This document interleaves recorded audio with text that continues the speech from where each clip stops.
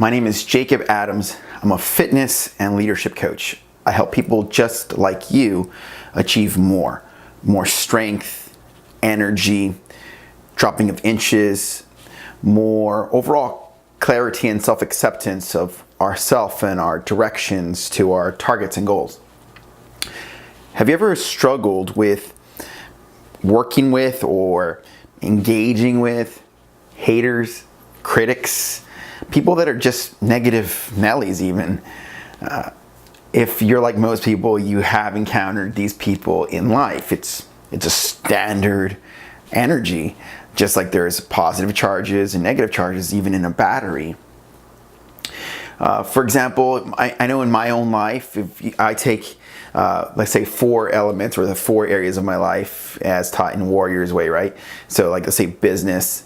So I've been a fitness trainer for a long time. People have consistently asked me, so when are you going to get a real job? I mean, just point blank. I've always thought to myself, well, I mean, these people don't ask people that are in Walmart checking them out, when are you going to get a real job? And I'm a real coach, right? For example, and for say Advocare, for example, Advocare is a supplement company that I distribute products with, and they do use network marketing as one of their systems to distribute product.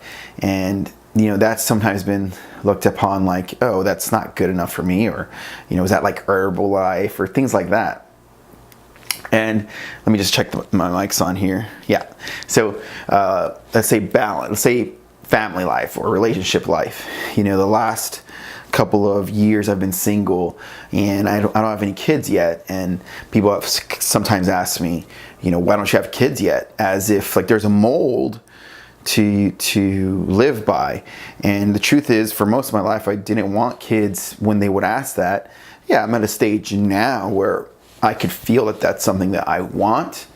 I just didn't ever want to have kids with the wrong person or at the wrong time, or not be able to support my kids. I came from a life of challenge with my family, and I just never wanted to recreate the same cycles. I wanted to break the cycles, right? And there's always critics even in that area of your life, right? Let's say being or spirituality, right? A few years ago in 2012, 6 years ago, I guess now, I said it was so important for me to meditate, and I made a big thing to meditate, and people really didn't take to it like, oh sure, Jacob's gonna meditate now, that's wonderful.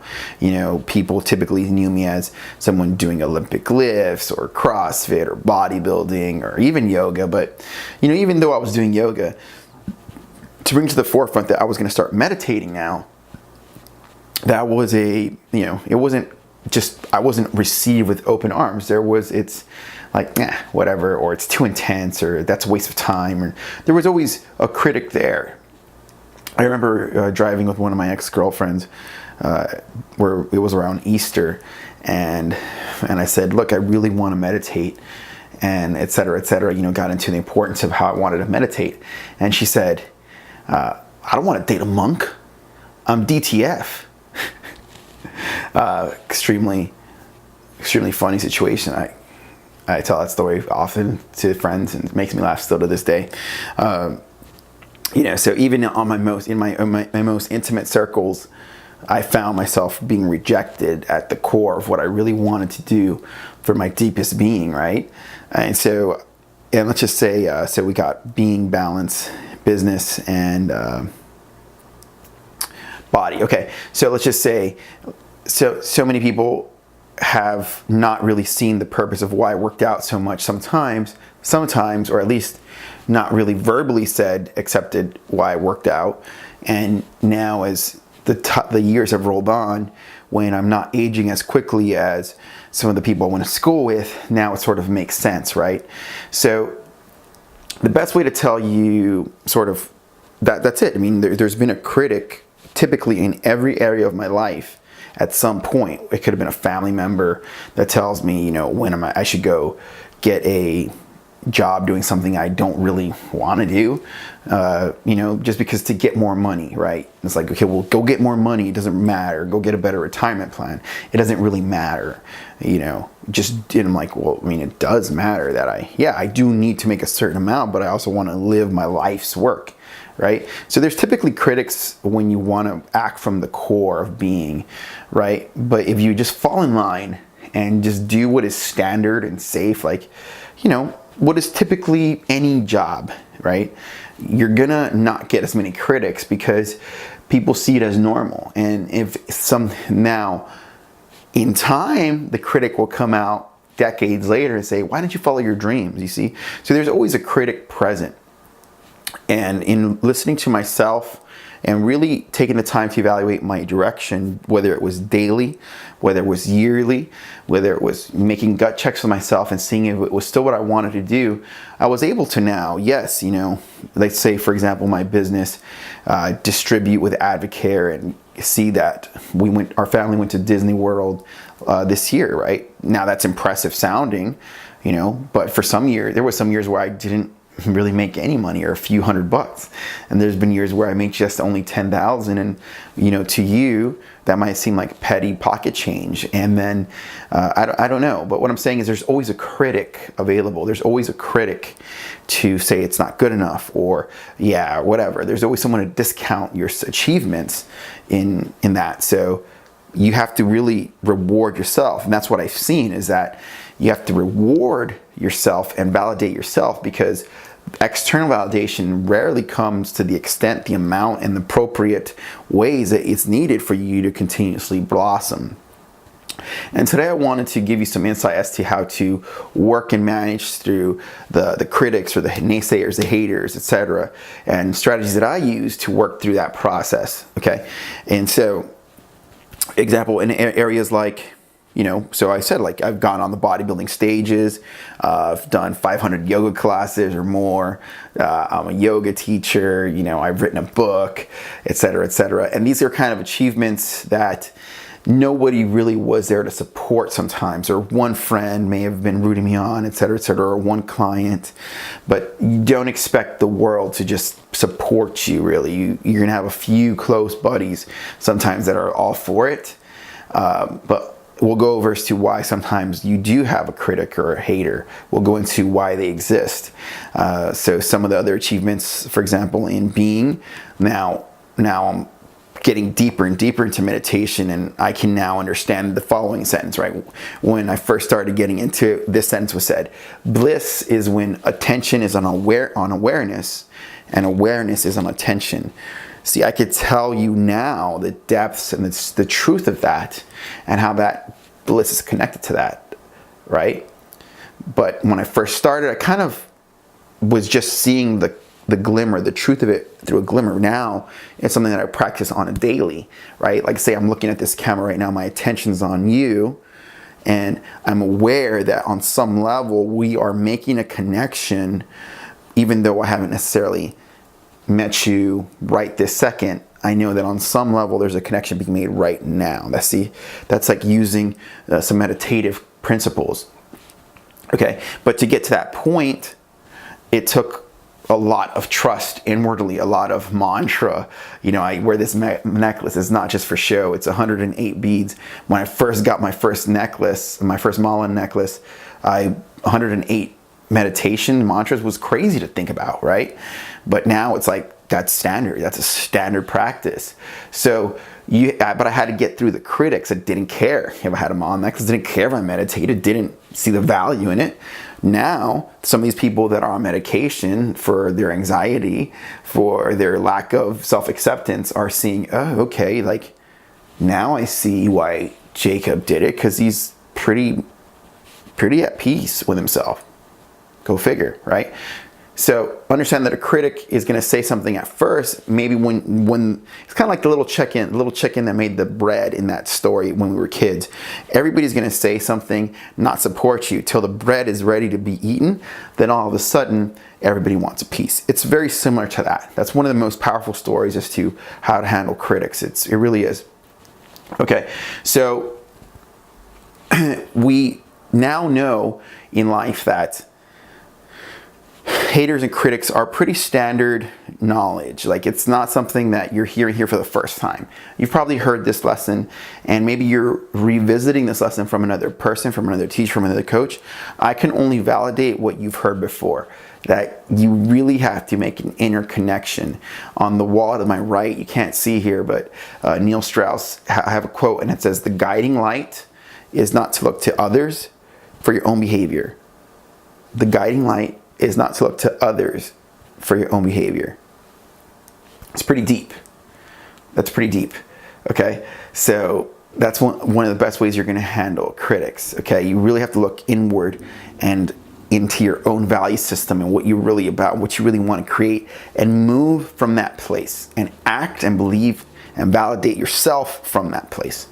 Okay. So today I'm going to go ahead and give you some tips on how to work through the process and in the face of opposition.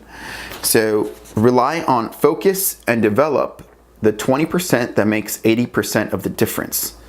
This is Pareto's principle, meaning when you look at your life, you're going to have critics. You're going to have the opposition, the resistance, the temptation. So that you have to be very aware of what's working in your life and double down on that and consistently trust the process for that. You have to trust that process and consistently keep developing it. I'm about to train someone here in the next 20, 30 minutes. I am making this video because I know the importance of it, because I know this is where I need to be. And because of that trust, yes, I know critics sometimes say my videos are too long.